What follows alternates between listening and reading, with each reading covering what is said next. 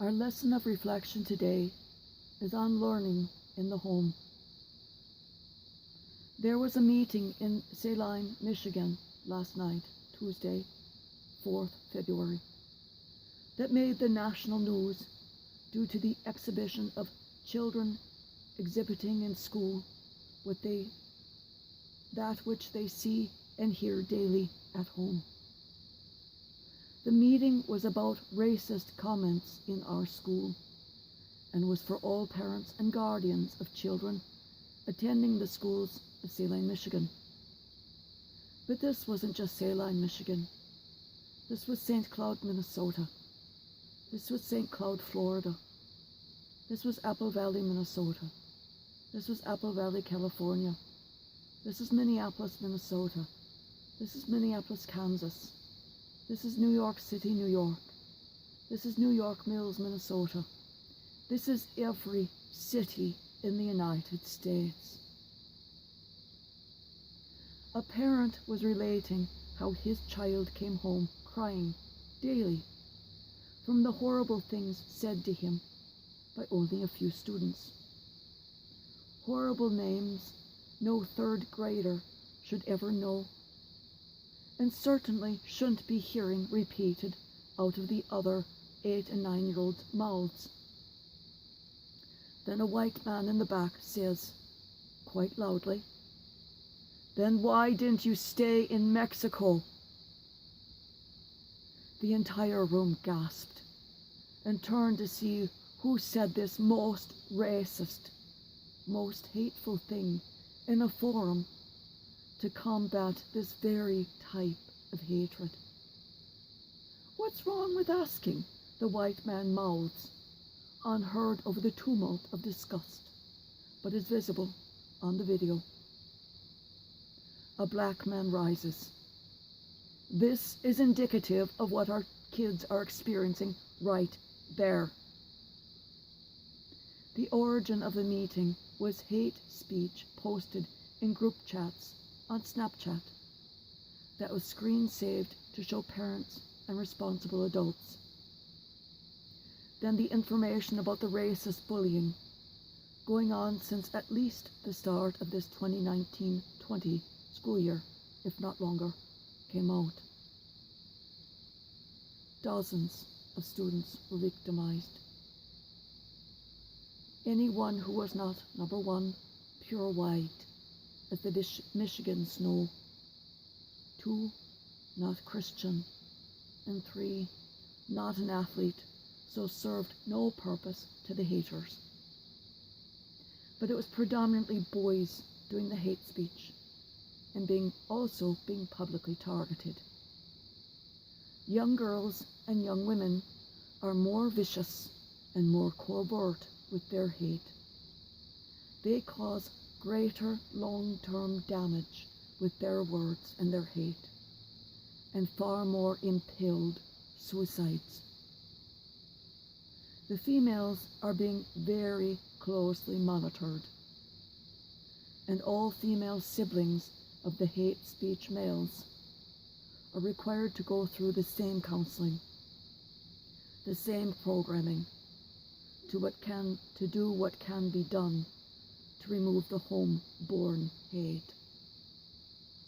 The father of the hate speech meeting, he defended the, quote, right of the students to have the hate-filled Snapchat in that meeting. Quote, "Nobody was hurt in that, and it was done off campus," close quote. Thus, we know which one house generates hate for that speech. We know that one house for sure. And that one parent, that is the model for the hate speech, the instigator of it in that house. Monkey see, monkey do, monkey hear, monkey say. This is the basic rule of home education. What the child sees and hears at home, she or he says and does everywhere else to imitate the home. A male child will closely ape their paternal model in behavior. It is not always the father, because there's not always a father at home. It could be an uncle, it could be a coach, it could be many people. But if that paternal model has behavior and speech that is filled with racist and hate-filled words, that boy child will be a racist and hate-filled man. The female child closely apes their female model, usually the mother.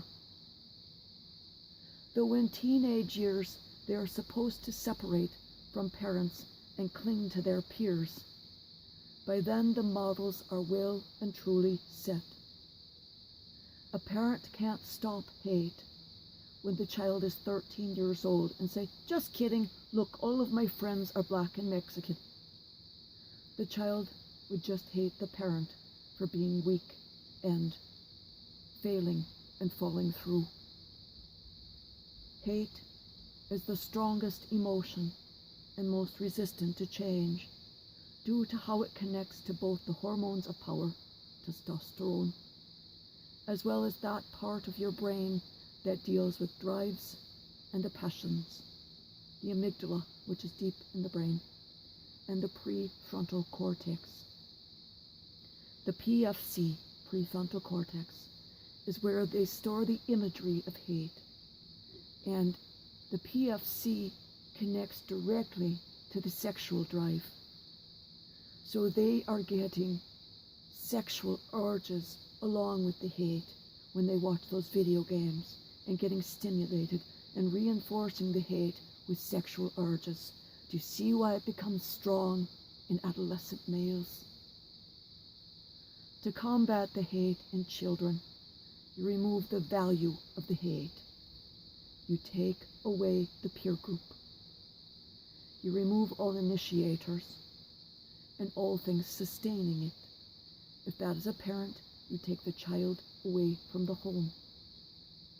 Counseling for anger management for both the parents and the children separately and then together.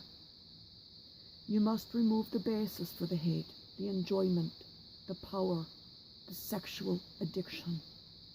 Make them powerless. And then learn about love to gain reward. You have to flip their entire world on its head. And then flip the reward punishment system so that they are punished when they feel hate and rewarded when they feel love. Because right now they're rewarded every time they feel hate, and they get that zing of sexual enjoyment. They get that zing in their brain. They get that zing in their body. That's why it's young men in these groups.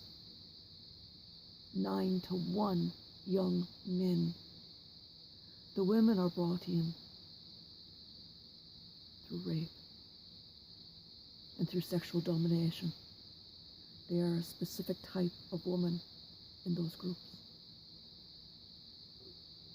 If you have one of these people around you, call the police.